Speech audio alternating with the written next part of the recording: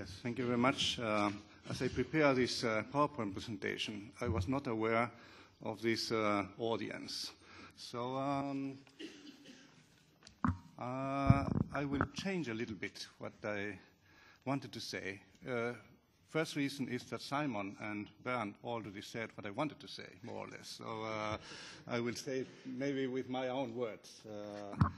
But also because my representation of the audience was different. So please excuse me if I just try to say what Rafael Capurro thinks and less what a member of the ETICA project thinks. But this presentation was thought as a kind of ETICA project from my point of view. So let me start with a small biographical remark. I am in this business of information ethics since '86. It's a long time.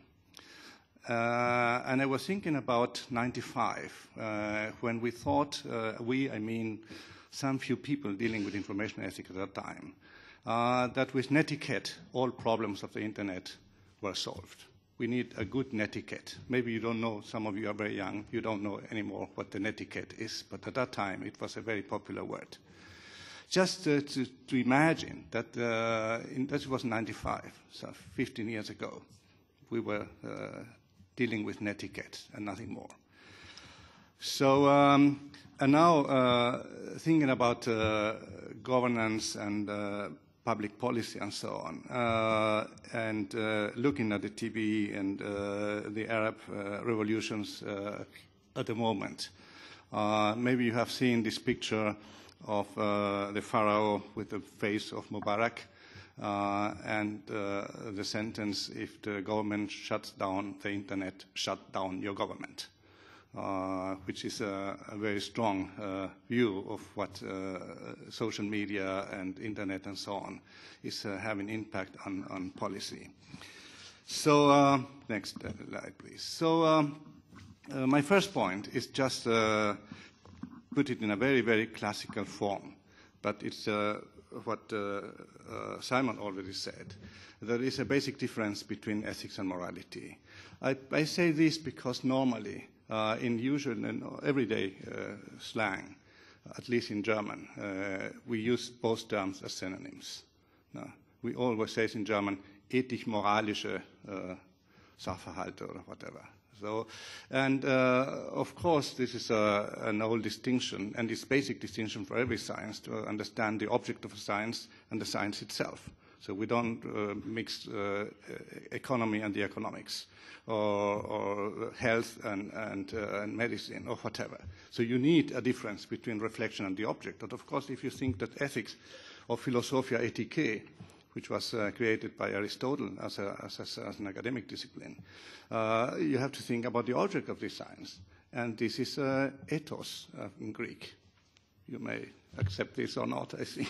Ethos with epsilon or with eta, it is a difference. The first sentence of the second book of Aristotle's Nicomachean Ethics. Okay. This is basic tradition. And so I say this because there is a tendency in our ethics committees to become moral committees. This is not good, I think. Okay? Of course, we need morality. This is basic because it's the object of the science. But we need a critical, permanent reflection, a sustainable reflection on morality, and particularly information moralities, if I would say.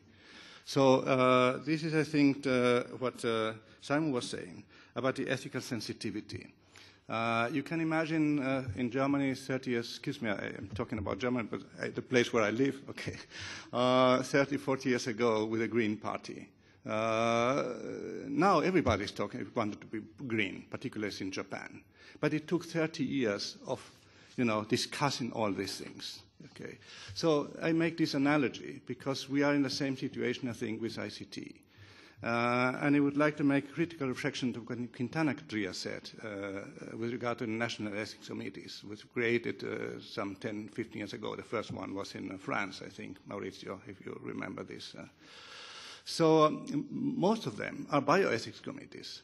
So a main point, I think, is to how to transform these bioethics committees into ethics committees, or particularly giving information ethics a more higher level of reflection.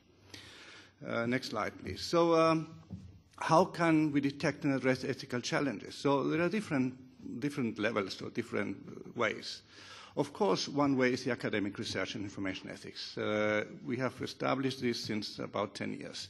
It's not so widespread, but we have now a big bibliography and professors dealing with that, like Simon and Bernd and so on.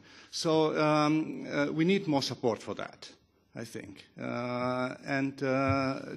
Then we need a reflection on what we call in the ETICA project the ethics of EU institutions. This is a problematic concept. We use it in our deliverable 3.2.2, okay? But it could be understood as a morality of EU institutions because what we did in our project, in part of our project, is to extract a checklist, Simon. Now you must be impressed. Okay.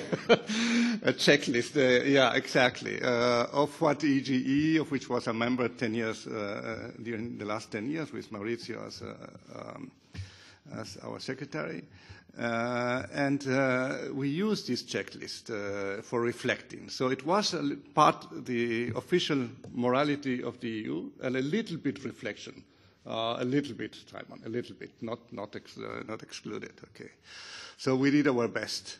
But it's, of course, we could say in Germany a kind of Verrechtlichung der Ethik. I don't know how to translate it into English, a kind of legalizing ethical thinking or something like this. So taking something established, fixed, kind of metaphysics, and say we have to apply it. So it's the way lawyers think. So you have the law. Of course, you can change the law in the parliament, but this is not the question of the ones who are applying the law. So there is a tendency in ethics to take something established, which is then a morality, and try to apply it. Okay, so there is a little bit ethical reflection, but there's not a problematizing of morality, which is a definition Michel Foucault gives about what is ethics. You have to problematize, questioning the basics of the moral base of society. So this can be done, of course, in academic research, should be done. It should be done in the national ethics committees, which are not the mullahs. It shouldn't be transformed into moral, defensive bodies of established morality.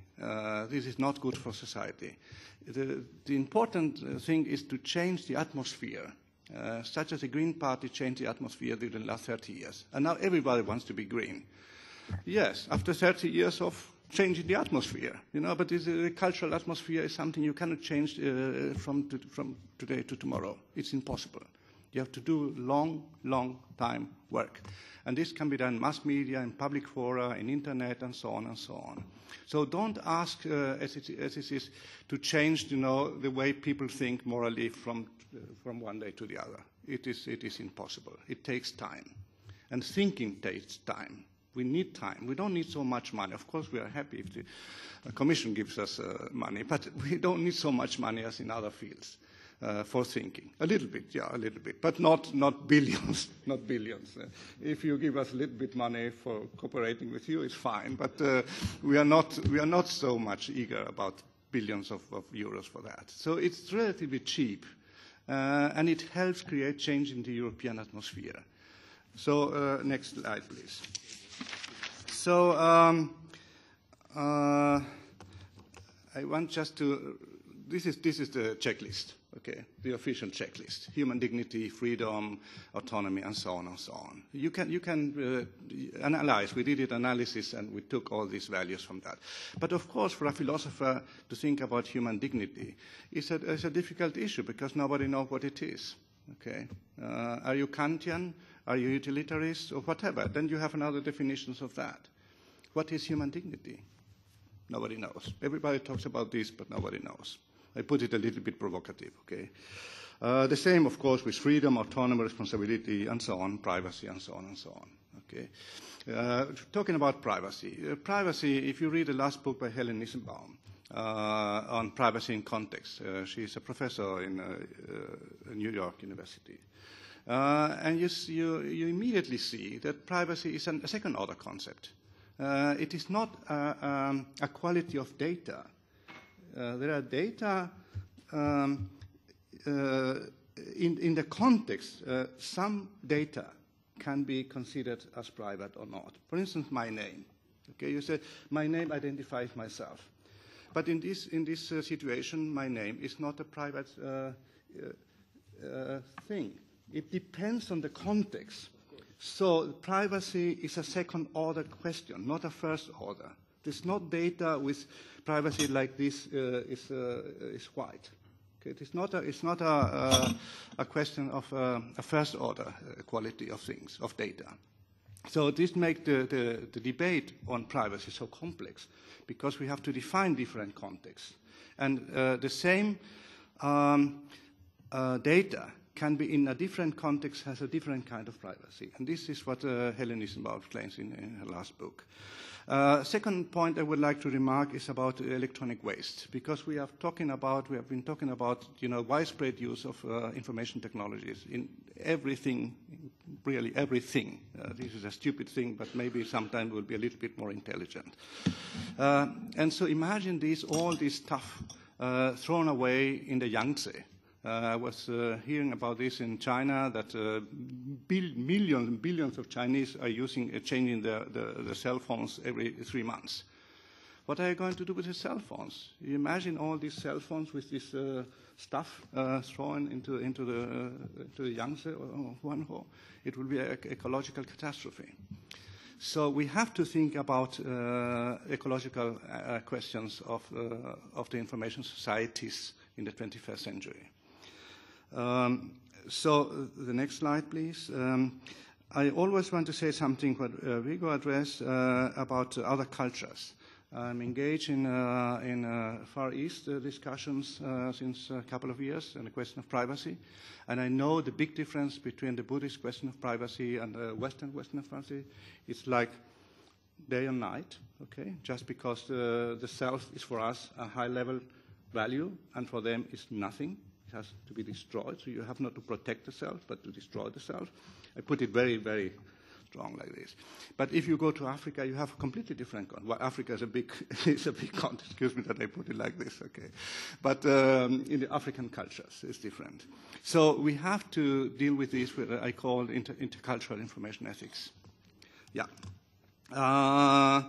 I'm finishing, because what I wanted to say is just what Bernd already said about the future ICTs within our project. So I don't need to go on this. And just the next slide, please. Next slide, please. What should we recommend? Bernd already said that. Ethical impact assessments, or kind of permanent ethical reflection, not much defending an established morality. Create an ethics observatory. Next slide, please. Then what I'm saying here about research on non-human living beings as well as on hybrid systems. We have in Europe a strong anthropocentric view of morality, and this is changing and have to change. And some people are uneasy about this, about anthropocentrism. Think about the importance of human dignity. So how to change this? It's difficult, because our morality has taken hundreds of years to be built on anthropocentrism. So information ethics and environmental research. Next slide, please. I'm finishing already.